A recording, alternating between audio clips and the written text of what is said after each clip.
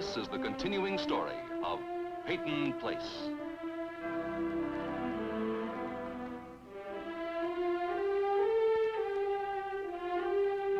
Starring Dorothy Malone as Constance Mackenzie, Warner Anderson as Matthew Swain, Ed Nelson as Michael Rossi, and Mia Farrow as Allison Mackenzie.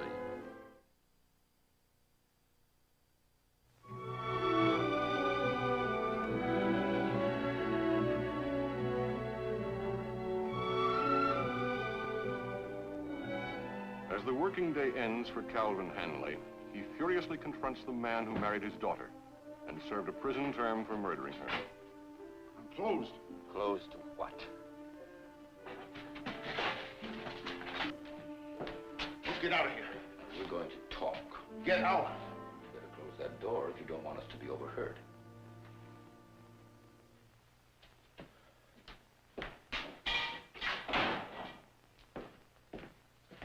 Now, I'm sure you've been telling Wainwright what a faithful, dedicated wife Elizabeth was. When I talked to him, I told him the truth. Lies. You've always told lies about her. Now, you know as well as I she was running around with other men. Only this is the first time I ever heard Leslie Harrington's name connected with Elizabeth. She hardly knew Harrington. Then why is Martin Peyton's lawyer asking about them? He must know something. I think you know something. Who was with Elizabeth on the night she was killed? You were with her. And you killed her. Now, you can't really believe that. If I killed her, then why did I come back here? I'd served my time. I'm free. Why would I come back here? You hated her. You still do. I came back to get at the truth. I want to know who it was that Paul overheard arguing with Elizabeth on the night she was killed. It was you. Paul thought it was I. Or someone told him it was I. No one told him. He heard you. Don't you question him anymore. You leave him alone. You leave the memory of Elizabeth alone. Leave us all alone. You are alone. Alone with all those things you're trying to bury somewhere in that twisted mind of yours.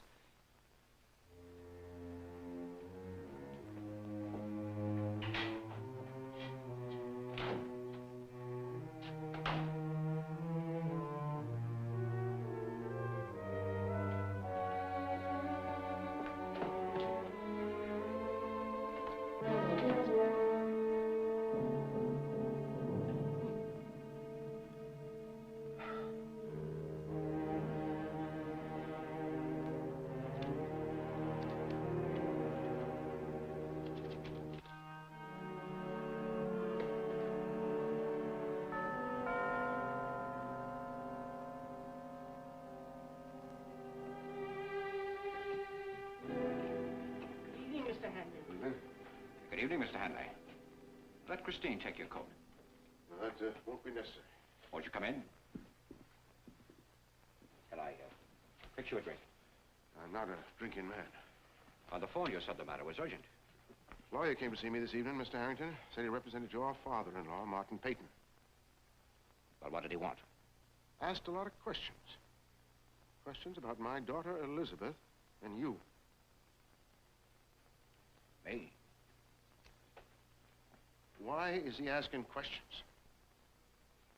You might as well know, Mr. Hanley, my wife wrote her father a letter saying I'd been very friendly with your daughter. Go on. She also said that I'd visited your daughter on the night she was murdered. Did you? You know my wife's condition. You filled her prescriptions.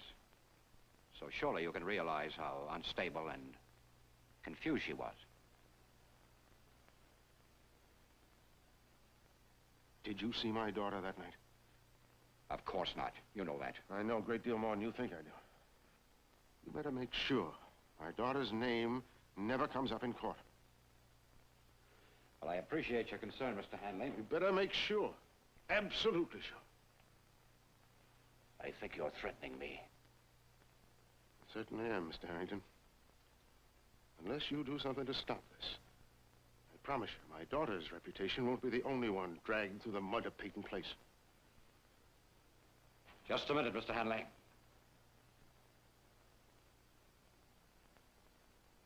Just what did you mean by that last remark? Hello, Norman. Hello, Dad. Mr. Hanley. Evening. Good night, Mr. Hanley. We'll talk again.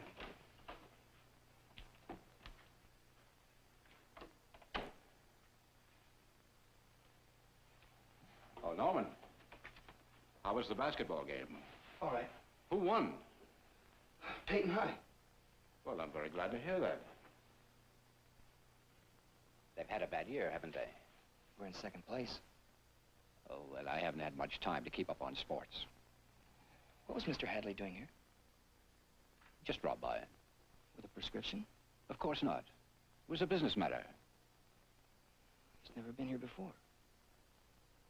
What's your point, Norman? What's yours, Dad? Business with the druggist at this late hour? Or something to do with Mother's will? Or with her prescriptions, maybe? Are you trying to get him to say that she'd been taking so many drugs she didn't know what she was doing? You're very good at jumping at the wrong conclusions, Norman. Can't you understand I'm only fighting for what someday will rightfully belong to you and Rodney? Dragging Mother's name into court for Rodney and me? For Rod, you, and for myself. I'm not going to let Martin Peyton take anything away from us. You amaze me, Dad. You really do. You won't let Martin Peyton take anything away from us, will you? Okay, Dad. Okay. But I wish you'd tell me one thing. Just one thing. What do you think we'll have left?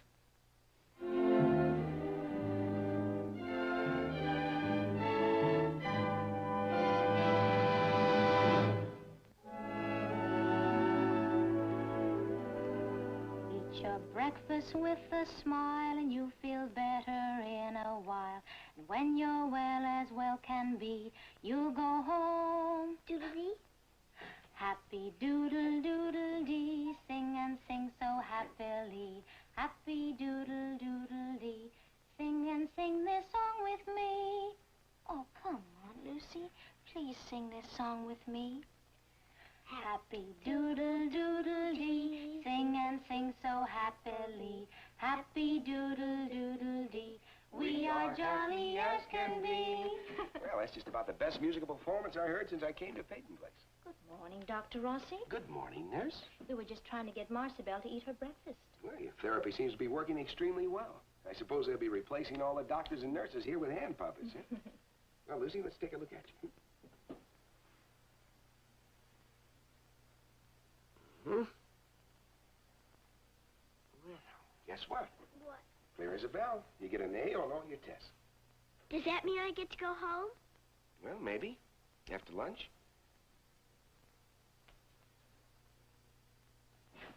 Can I give Lucy her bath now, Doctor? Well, how about your bath, Lucy? I'm not dirty, but okay. Slide this out of the way. Yes. All right, out you go. And your slippers?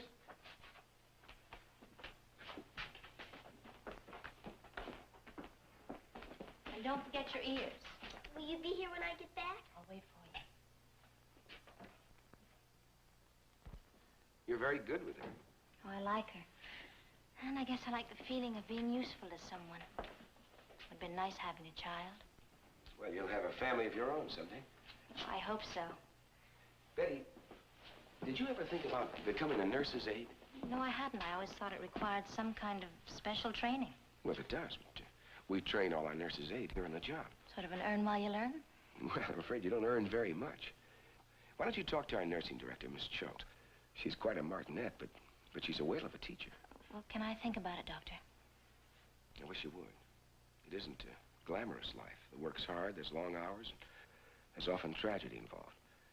But the work does have a point to it. Will you think about it? Yes, I will, Doctor. Thank you. All right.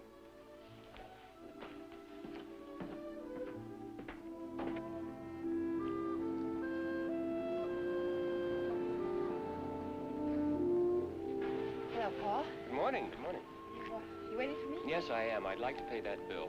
You know, when I get an honest impulse, I feel I should act on it right away.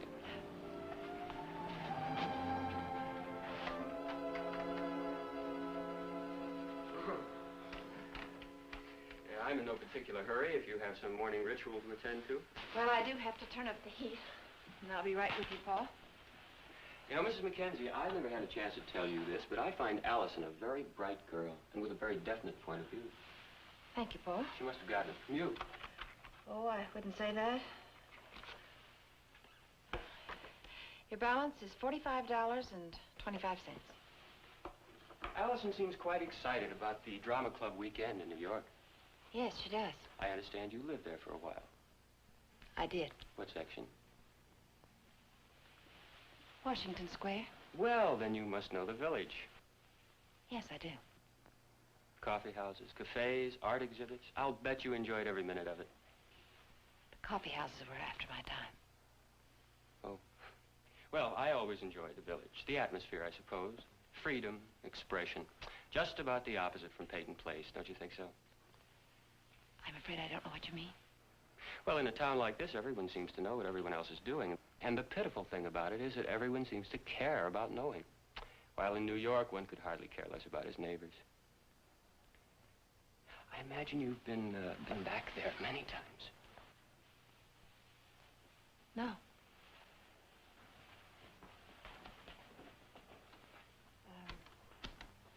45, 25. Oh, yes, yes. Here you go. 45, 25? Yes, I think of the village as a good place to lose one's identity. I suppose you found it that way. I wonder if you'd mind if I showed Allison around the village while we're in New York. Allison isn't going to New York. Oh. Here's your change. You know, I feel I'm being shortchanged. As far as any explanation is concerned. You feel I should explain myself to you? It's a matter of courtesy. Well, I feel that Allison is too young. You know, most of the others making the trip are not a great deal older than she is, with the exception of me. Of course, I'm the faculty advisor. I'm aware of that. I see. Then it is the exception. Well, let's be honest, Mrs. Mackenzie. I told Allison that you might not let her go, but she disagreed. After all, as she put it, you were just her age while you lived in New York. But then I more or less anticipated this reaction from you. Then you won't be disappointed. But I am. I am, and I'm afraid Allison will be. See, it's very hard for her. See, it's so difficult for a young girl to accept a disappointment without any valid explanations. Do you agree? Good day, Mr. Hanley.